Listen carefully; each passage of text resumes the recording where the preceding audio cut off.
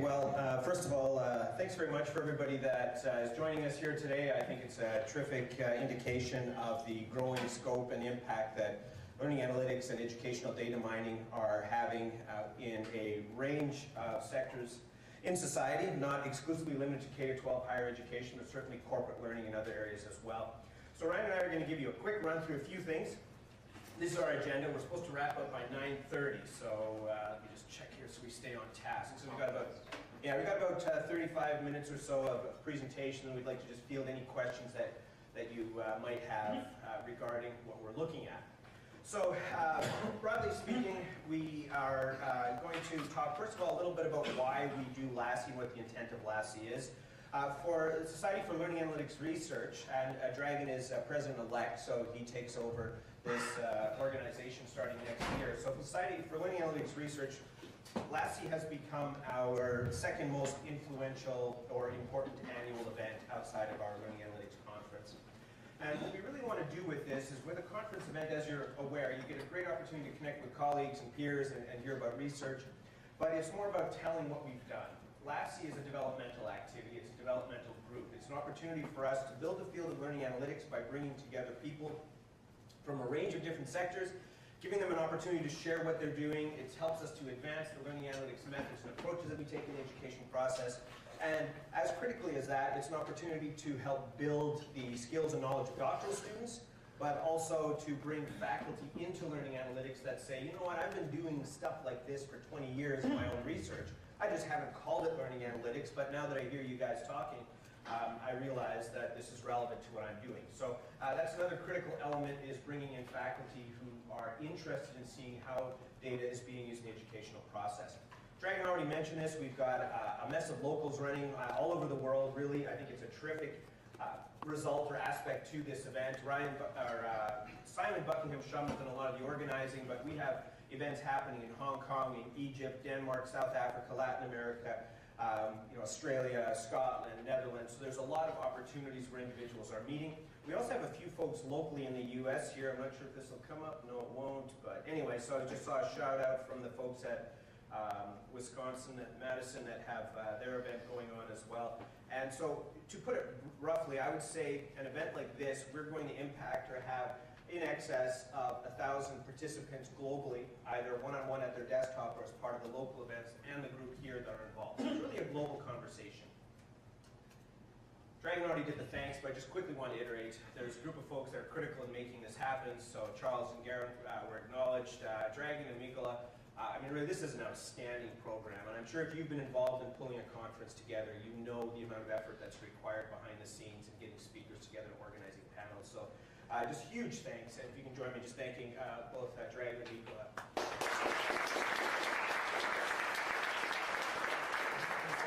You might be aware, but technically we were supposed to be in Madrid.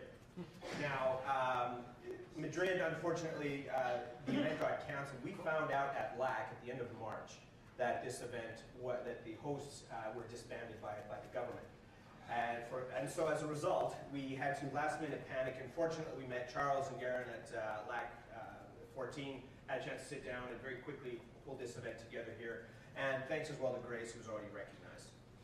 And of course, our sponsors. This is kind of an event, no doubt, as you're aware, the funding and the support for space and meals and range of activities requires support. And so the sponsors, we've had terrific support year over year with LAC in general, and with LASI, I think we only lost one sponsor who supported us at Stanford last year, so that's terrific. Next year, our intentions are to hold the event at MIT, so I'm just putting that bug in your ear. We're looking at roughly a similar time cycle, but you'll hear more from us on that in the next month or two. So SOLAR, what is SOLAR? What do we do? Well, first of all, it's a scientific organization who has a mandate to promote high-quality research and data and analytics that's captured through the learning process. We're particularly interested in making sure that data and algorithms and decisions made on behalf of learners are open and transparent, and that the results that individuals publish or share can be looked at, evaluated, and duplicated by other researchers. That's a critical mandate. What does SOLAR do? Primarily, we generate acronyms. But we've got the Learning Analytics and Knowledge Conference, which I see a lot of familiar faces here. So we have a Journal of Learning Analytics Research, which was recently kicked off. We've got Dragon, Shane, and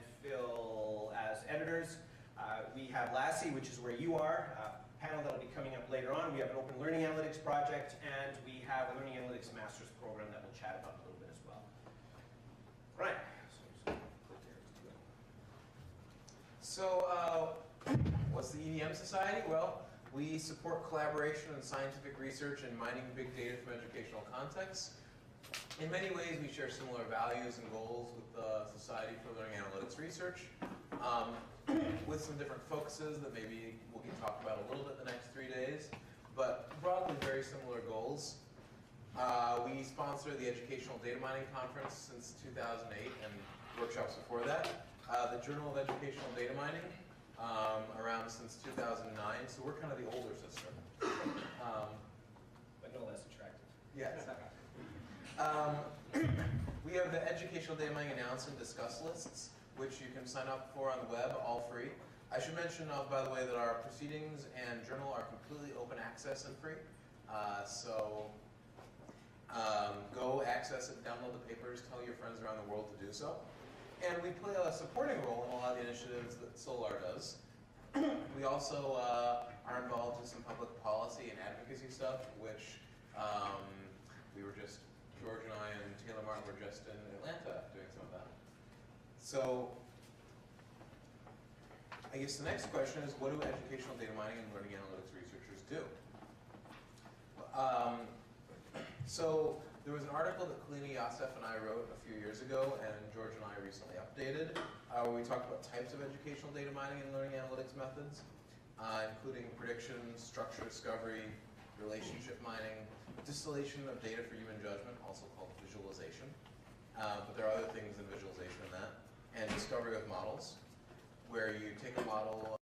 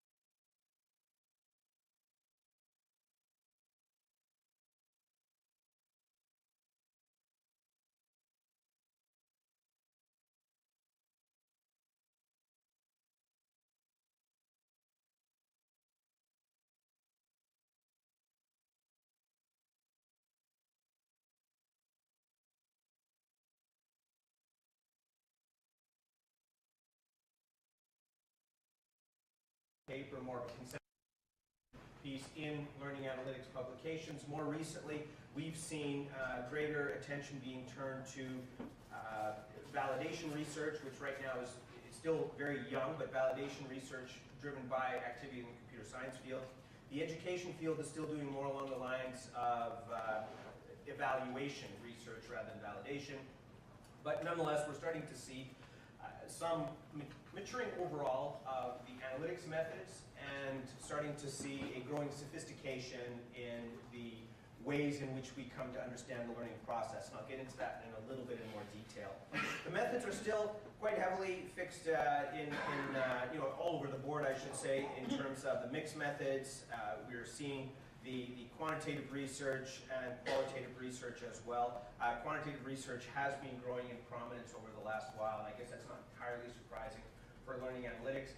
One of the things that we really prided ourselves with as a discipline was when we first had our initial conference, we were very concerned about sort of a fractured formation in the discourse around what do we do with data and education.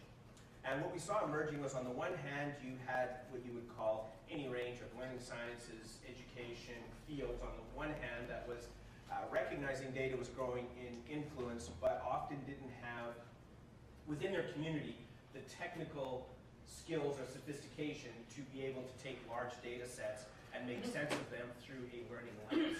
But on the flip side, we had the computer science and related more technical communities that were quite skilled at analyzing large data sets and running loops, but not necessarily at understanding the learning process and what that data meant in terms of a learning lens. So we made a very explicit statement when we held our first conference where we said we want to bring these two communities together in dialogue with each other. So that means at any given time, all of you will be confused partly. And that's actually a good tension, personally, I think, within learning analytics as a field, is that we have those conversations going on between folks who have a learning orientation and folks who have the ability to unlock large data sets. I don't expect to make learning scientists analytics geeks, and I don't expect to make analytics geeks learning scientists necessarily. Our interest is bringing these two spaces in communication with each other so that they can both learn the best from their respective communities. And that's why what you'll see reflected in the program over the next few days as well is this layered sophistication. On the one hand, you'll have a session that's quite involved in addressing a particular metric or approach or algorithm for evaluating a data set. But on the flip side, you'll have somebody talk about details of the affective properties of learning and the impact of that certain mindsets or persistence or other factors have on student outcome. And that's exactly what we want. As I mentioned, is this bridging between those two spaces without turning the core disciplines into something that they're not intended to be. It's about connected specialization largely. So I'll skip that. It's just more basically the same thing, trying to articulate from a conference paper, and the last one was from the journals. And so quickly looking at then trends, I've addressed this a little bit, but we've seen a maturing of the quality of research within learning analytics. And we've now had 4 conferences. Our 5th event is coming up next year, so you can see that as academics become better connected, we have good representation across a range of fields, but we're starting to see research methods and approaches becoming more finely tuned than what they've perhaps been in the past. And I think we're able to get at more effectively some of the interventions that are required once we start engaging with the data in more detail. Also, which is a key focus for the for LAC15, is there's a greater focus on practice, making an impact, so that it's not just about having a clever model to look at data, but it's about taking that and cashing it out in terms of practice, influencing learner performance, increasing learner success, and related factors that allow an academic in a classroom or even a student through self-regulated learning to be able to do a better job of monitoring their progress, and also more of a real-time monitoring rather than something that you get at the end of a course or at the end of the week or even at the end of a class. So we're seeing some development on practice as well. One of the things, and this isn't necessarily a bad thing, but it's just something to note, and it's something that Dragon presented during our machine learning and learning analytics workshop at LAC15, is that there's growing prominence of computer science in the community. I think that's terrific. I think it's critical, though, that as a community we continue to advocate for that friction that exists between the analysis methods and the social human element of the learning process. All right, over to you.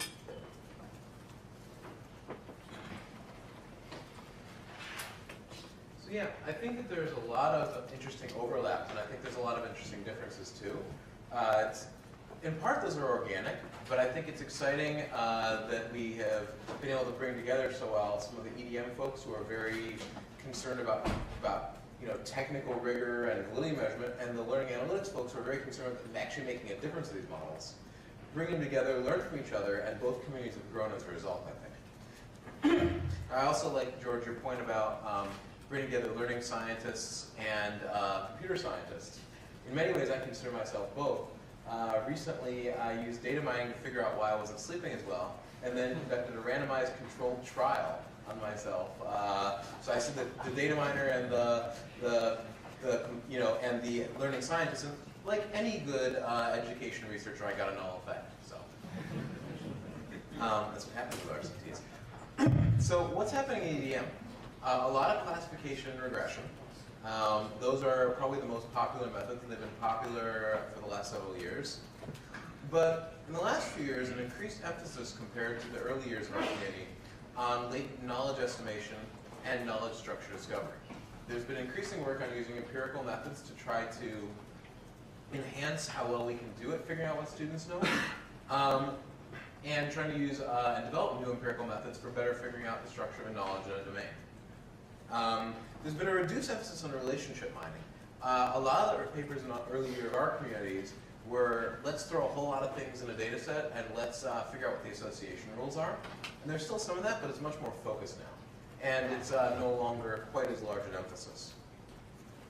We're also seeing a broadening range of constructs being studied. I mentioned that there's a lot more work in knowledge, but there's also a lot of increasing work in domains like metacognition, affect, emotion and context, engagement, motivation, and even long-term participation. One of the things I'm particularly excited about in EDM these days is we're seeing a greater focus on looking at models that predict not just within 1 year, but across several years, 7 or 8 years even. And that's kind of an exciting trend. Also work towards making models that are more broadly generalizable. So explicitly validating the model doesn't just work on one group or population, but that it works on broad ranges of people. And I think that that focus on longer-term prediction actually came to us in many ways from learning analytics, where there were papers from early years on like year-long prediction, and now we're getting very excited multi-year. There's also been an increased number of discovery of models analysis. As we get good models of a number of constructs, including some in this set, we start to be able to use it to study those constructs and to make long-term prediction. EDM has always had a big focus on basic research and automated intervention. One thing we didn't have, and one thing I think LAC had from the very start, was reporting and telling people what we were finding and trying to find ways to make models and their findings understandable and meaningful to more than just geeks who like to do RCTs on their own personal data. I think that's useful. I think it's good to get that information out there to a broader range of stakeholders. We're also having increased participation of industry and an industry track. This year, Educational Data Mining Conference is being held in 4 days in London. Manolis Mavrakis is the conference chair, and Zach Pardos, let's see John Stamper, but Zach Pardos is one of the program chairs on the John Stamper. So, you know, if you're not busy this Thursday, you know, it should be pretty easy to get a flight from Boston. We also have workshops for the first year, which is kind of exciting and shows kind of the growth. Learning Analytics has done a great job creating lots and lots of different events. We're kind of expanding our main one. So going forward. Okay, and I will say, so yesterday I was at this data privacy event in Atlanta, and I'm looking over, Ryan's got his laptop open, and also he's like, oh shoot. And I'm like, well, what's wrong? So he's got his Excel spreadsheet with all of his data on sleep patterns and caffeine intake and everything else. And I asked him, well, did you account for time of day? And he's, oh yeah, I did it before 5 p.m., after 5 p.m., and only 3 minutes different whether I drank coffee or not. And it was, I had to chuckle. Not many folks do that. I'm going to write another story on that as well, where Fiona Holmes did a look at the educational, with a paper sheet on Teachers College on how much time do faculty spend on MOOCs.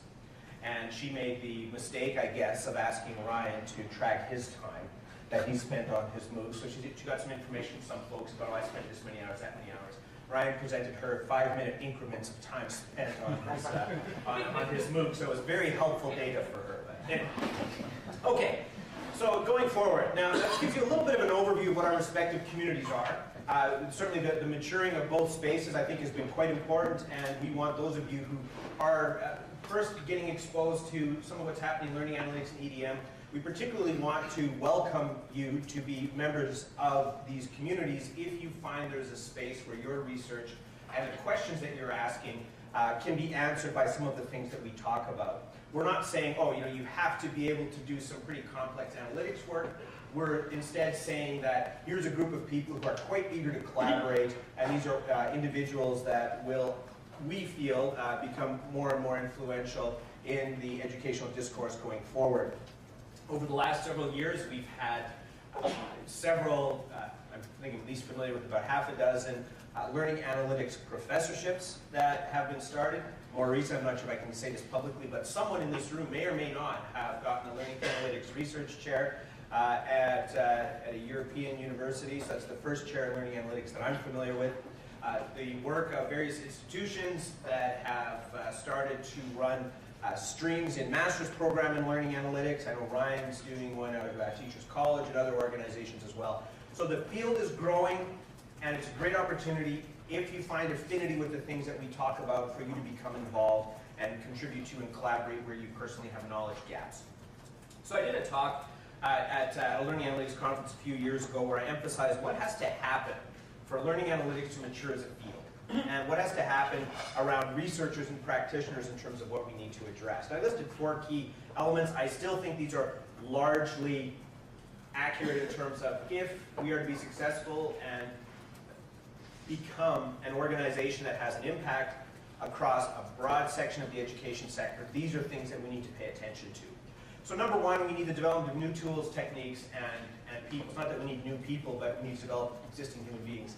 And so the emphasis here is that we have to do a better job with the technologies. A lot of the tools that we currently use require a fairly geek-oriented mindset. So if you're comfortable with certain of these tools, then no worries, you can do a lot of interesting stuff. But we're at that point where we're waiting for our Windows 95, if you will. We're waiting for the thing that will allow analytics to become accessible to a broader range of researchers or academics that maybe aren't as comfortable working with more sophisticated but also clunkier tools.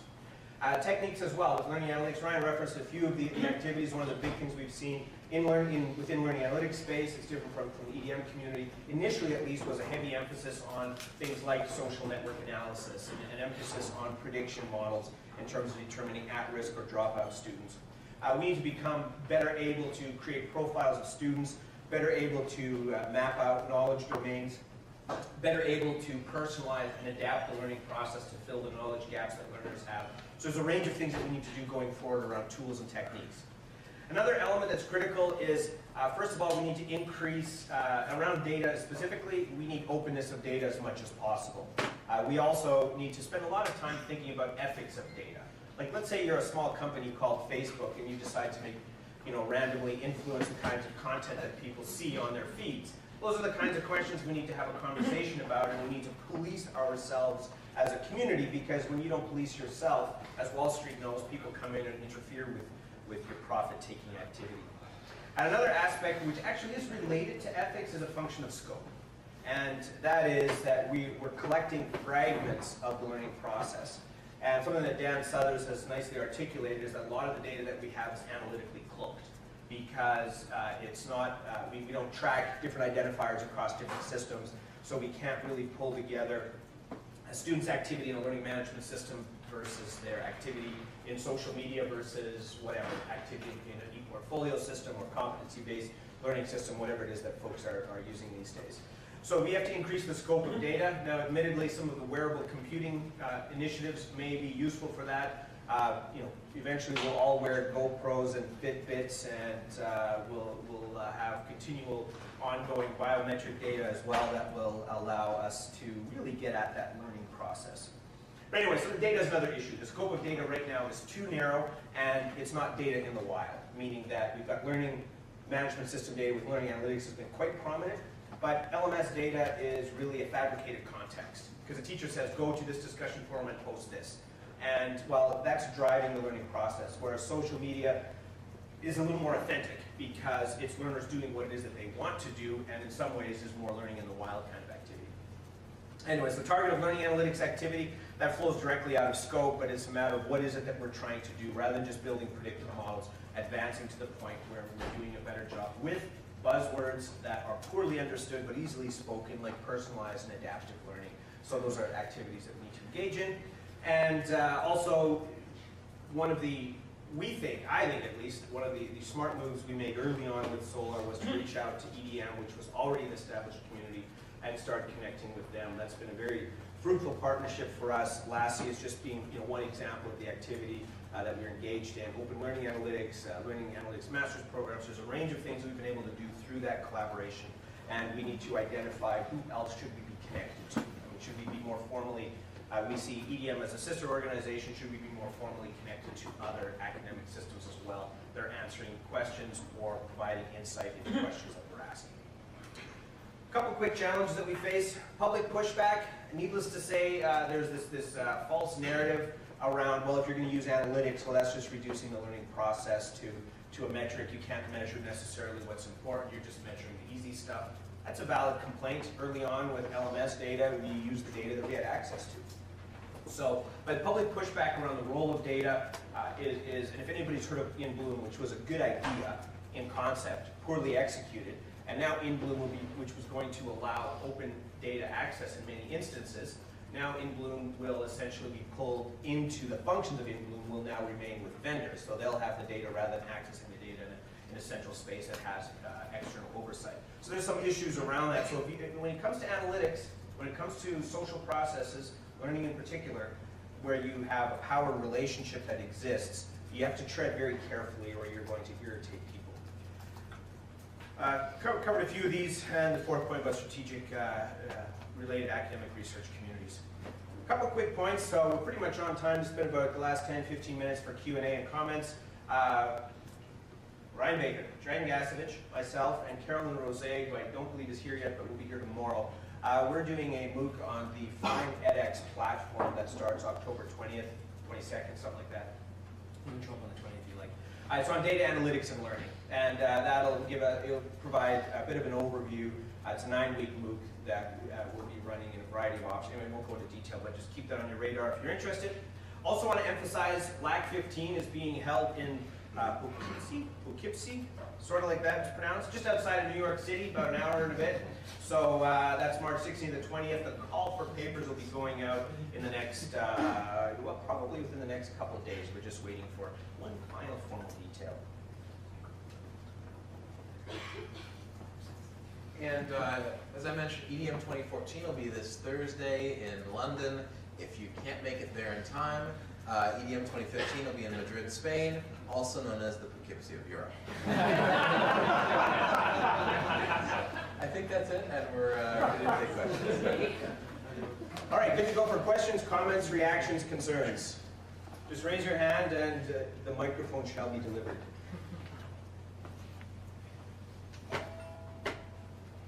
So we have 15 minutes of air time to kill. Sing. Sure, Phil would like the mic.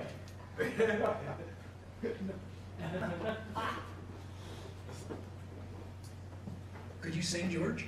I'll be all right. Thanks, though. All right. Any questions or comments? Okay, we've got one here. Miffy Harfield from Emory University. Both organizations, EDM and Solar, have a strong emphasis on openness, right, open access. Just wondering why it is that, for example, the LAC conference proceedings are not in fact open access and EDM. Well, first of all, Ryan's generally known to be a nicer guy than I am. So that's probably where it starts from. No, the initial, we made a decision early on with the group that we have. There's a lot of organizations internationally where if you're funded for a proposal, if you're approved, you can't attend an event unless it's within certain range of journals or certain impact on it. So we were particularly conscious in the European context because there's individuals who wouldn't have funding opportunities if it wasn't affiliated with ACM. or a similar organization. So that was the first as a decision. We've talked about it a fair bit. We're moving towards openness in different ways, but we have an awkward position where we want to, on the one hand, ensure the advancement and the development of the field, which is why we did the Journal of Learning Analytics, which is an open access journal. I mentioned earlier, a few folks in the room here are responsible for that. EDM, great credit to them. We were criticized for this at a panel during the LAC12 conference as well, whereas EDM's journal is open and accessible. The proceedings from well, our journal is as well, but their proceedings are open and accessible, whereas Solar or LAC proceedings are not. So it's a fair criticism. And it's an ongoing fight in many ways, even in the EDM society, to stay open, because the problem is that different countries have different standards, and there are many countries where an open access, independent conference and journal just aren't taken as seriously. I'm a radical on this, and I think the future is open access, and the future is that science should be free, but we have paid costs for it. We've gotten, I think, more citations maybe than we should have. We've had more trouble getting people to come. And the odds of us getting ISI listed anytime soon, because we are open access and free and independent, are relatively low. You have to be one of the big 5 publishers, or like Science, to get ISI listed. And the stories we've heard from other journals that are in our situation don't make us think that we have much of a chance of that. So you pay a cost for it. Yeah, so we've got a question here and then Fyodor right after. So yes, Brian Kokensparger, Creighton University. You mentioned a little bit about the friction between computer scientists and learning analysts. Could you talk a little bit more about that? Where's the rub on that? Where's the problem? Well, I mean, it's different in different areas. So a lot of it is, and this is a talk I did for, actually when I was at Teachers College last year. So we just looked at what does an average learning analytics or a LAC paper look like compared to an EDM paper. And there's very pronounced distinctions in terms of data set. Let's say in EDM, it's not uncommon for them to deal with enormous data sets, partly because data shop, the Pittsburgh Data Shop and others have been hugely influential in this area. So huge data sets, whereas with LAC, quite often we're dealing with an N that might be closer to 200 participants. Some of the methods that we would look at would be, what is the social network that underpins the formation of knowledge? Some of the work that Dragon's been doing around communities of inquiry. Can you extract teaching or cognitive or social presence automatically through discussion forum interaction? So these are fairly small activities. Then you get guys like edX who give you a data set that sort of thunks on your desk, and it's an entirely different scope of data, which means you're going to have a harder time with those small N approaches to understand that kind of data. But the particular tensions, I think, are really around what is knowledge and what is knowable through algorithmic approaches. We find it's not uncommon, let's say for folks in education or learning sciences spaces, to look at a range of questions around power structures, or to look at fairness and equity, or to think like sort of through an ethnographic lens, and that's not uncommon. Whereas in the EDM community, you will not necessarily find those approaches in, and Ryan can clarify if he's seen that in publication that I've overlooked. So that's less common there. But I think the biggest tension that we find within Solar, and I think it's a very good tension, I'd be disappointed if that tension goes away. Because we have to acknowledge that more and more of what we do leaves digital trails now. And there's no foreseeable future where we simply start leaving less digital trails. The only way we're going to understand those, it's the Conrad Lerner statement about, if you have 3 dogs, give them a name. If you have 10,000 head of cattle, don't bother.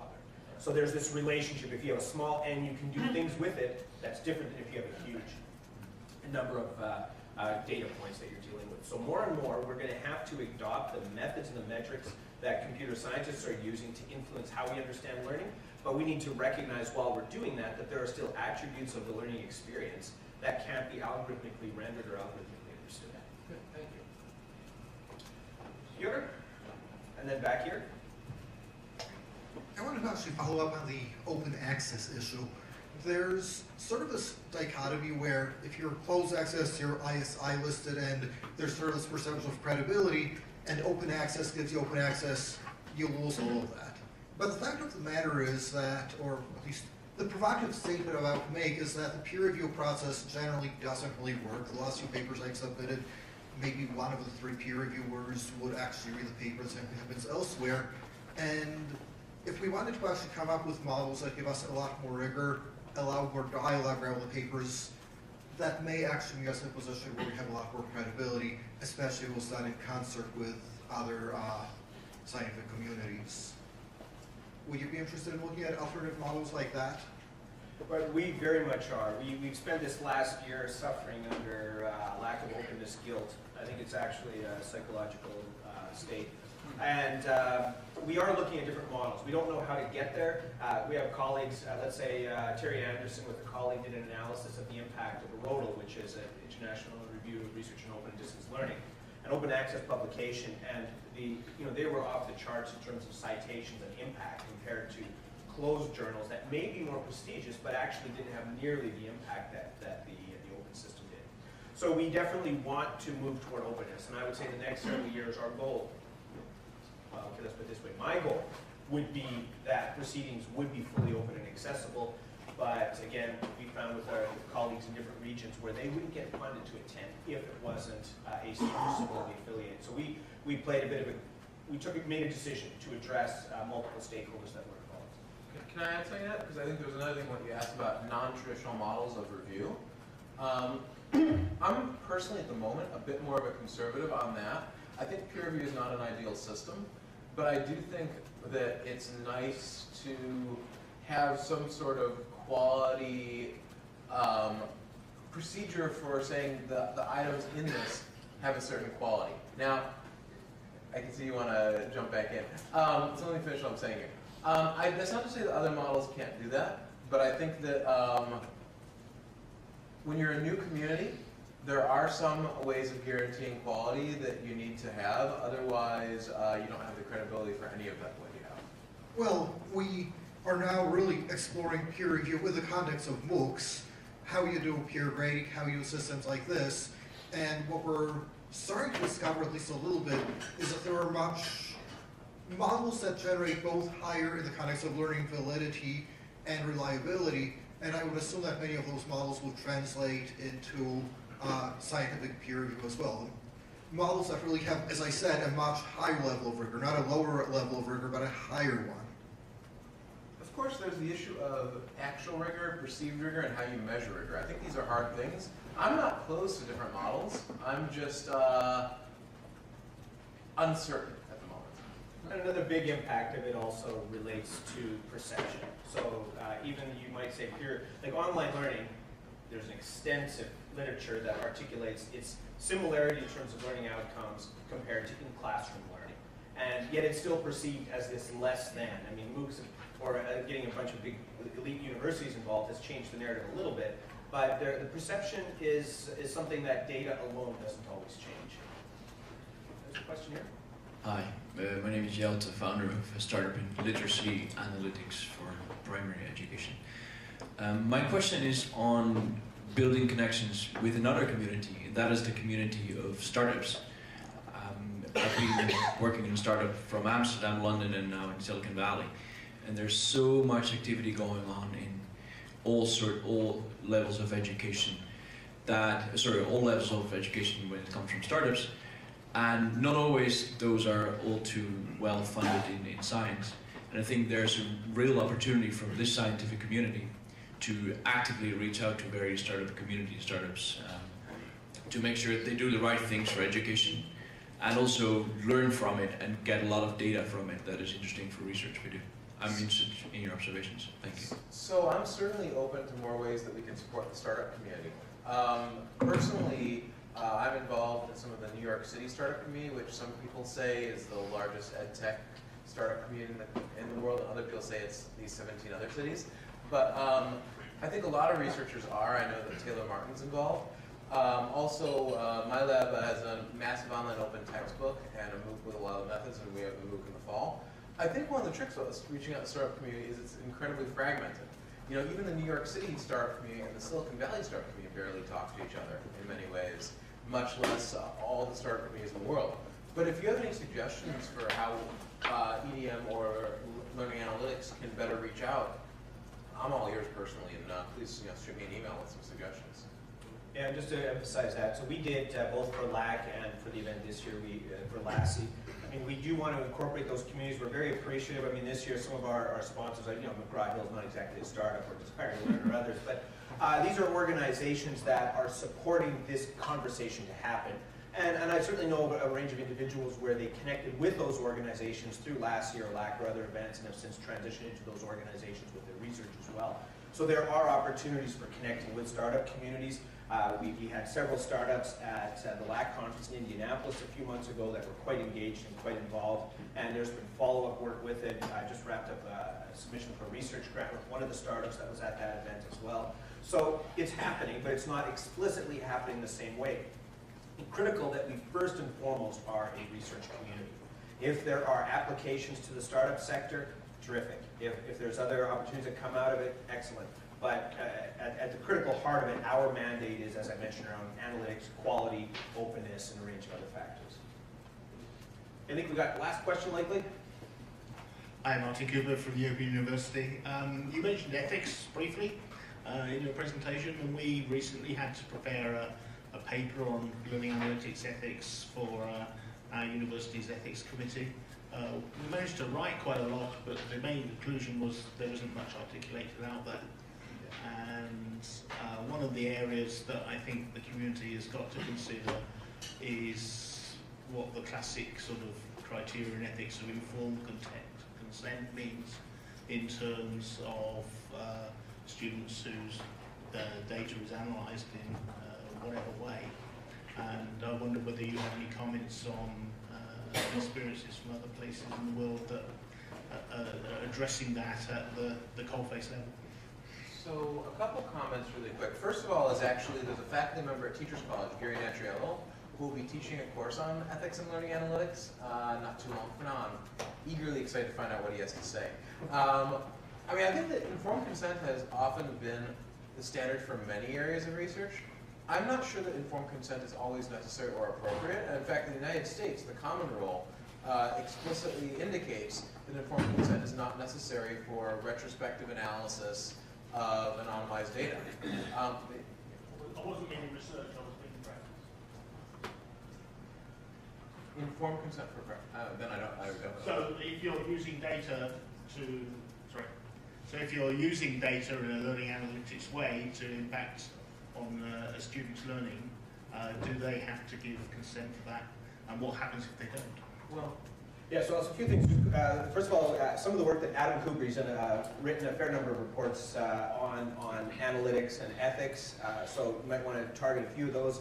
I did a paper with Abelardo Pardo in the British Journal of Educational Technology recently on learning analytics and ethics as well.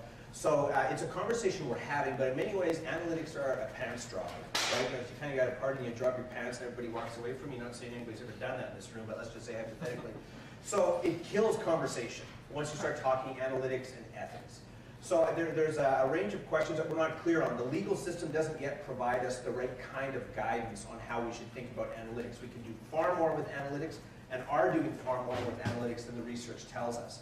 So a lot of it ends up being who is the person that is overseeing either the implementation of it. We have different flexibility for course assessment evaluation standards if we're using to improve teaching practices than we do if we're doing it for research purposes as well. So there's a range of factors that come into play, but right now it's very much an open question and we don't have clear direction or clear consensus yet. We're trying to use existing systems to guide us on how we think about it, but we don't have the legal architecture with that 100%.